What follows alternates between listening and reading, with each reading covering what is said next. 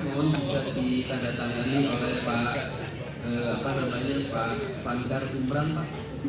Satu, kemudian nanti saya bawa di muslot satu, kemudian